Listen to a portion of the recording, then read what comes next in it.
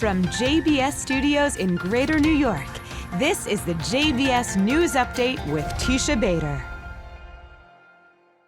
I'm Teisha Bader with the JBS News Update for Monday, January the 13th, 2025.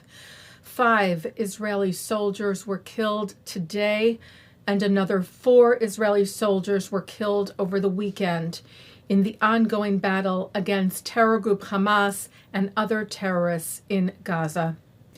23-year-old Captain Yair Yaakov Shushan, 20-year-old Staff Sergeant Yahav Hadar, 20-year-old Staff Sergeant Guy Carmiel, 19-year-old Staff Sergeant Yoav Pepper, and 20-year-old Staff Sergeant Aviel Weissman were killed today in northern Gaza.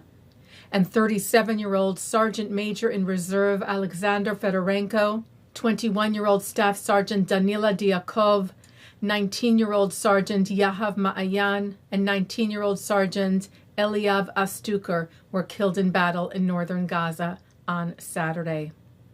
Reports continued this weekend and into today that a ceasefire and hostage release agreement with Hamas was getting closer. On Saturday night, Israeli Prime Minister Benjamin Netanyahu's office said that the Prime Minister held a discussion to assess the situation regarding the hostages and the missing with Israeli officials and with the American negotiators of both the incoming and outgoing administrations. And that at the conclusion of the discussion, the Prime Minister directed the Mossad director and others to depart for Doha in Qatar in order to continue advancing a deal to release our hostages. Last night, Netanyahu held a phone call with U.S. President Joe Biden to discuss, the Prime Minister's office said, the progress in the negotiations to release our hostages, and updated him on the mandate he gave to the negotiating team to Doha in order to advance the release of our hostages. The Prime Minister's office said Netanyahu thanked President Biden and President-elect Donald Trump for cooperating in this sacred mission. The White House said the two also discussed the situation in Lebanon after the ceasefire deal there, the fall of the Assad regime in Syria, and the weakening of Iran's power in the region, and that President Biden stressed the immediate need for a ceasefire in Gaza and return of the hostages, with a surge in humanitarian aid enabled by a stoppage in the fighting under the deal. The 98 hostages who remain held by Hamas in Gaza have now been captive for 465 days. Israel's Air Force today intercepted a ballistic missile launched at the country from Yemen. The IDF said the missile was intercepted before it crossed into Israeli territory. A drone was also intercepted from Yemen earlier today. No injuries were reported in either incident.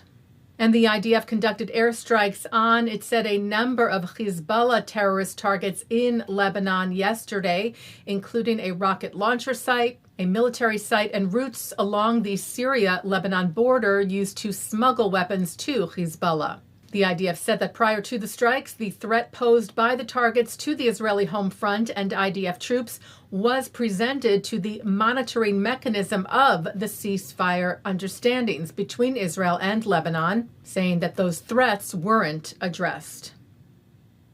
Another synagogue in Sydney, Australia, was desecrated this weekend. Red swastikas were found spray-painted on the front of the Newtown Synagogue in the early morning hours of Saturday, less than 24 hours after a similar incident, as we reported to you, at the Southern Sydney Synagogue. Australian Prime Minister Anthony Albanese said yesterday the vile graffiti we've seen, including at the Newtown Synagogue, is abhorrent and needs to stop immediately. Australia is a better place than this. We made it illegal to use Nazi and other hate symbols because there's no place in Australia for anti-Semitism. The people that committed these crimes should face the full force of the law. Taking a look now at our programming for tonight on JBS for Monday, January the 13th at 7 o'clock, FIDF CEO Steve Weil speaks with IDF Casualties Officer Major in Reserve M on the current situation faced by Israeli soldiers and analysis on Israel's multi-front war. At 7:30, Daniel Schulman talks about his book, The Money Kings. At 8, Abigail Pogrebin is joined by journalist Joshua Leifer to talk about Tablets Shattered, his personal exploration of the American Jewish experience. At 9, it's Jane Eisner on L'chaim. At 10, it's Good Week, Israel, which is also coming up next. At 10:30, a replay of the news. And that's the JBS News Update for Monday, January the 13th, 2025. I'm Teisha Bader. Am Yisrael Chai.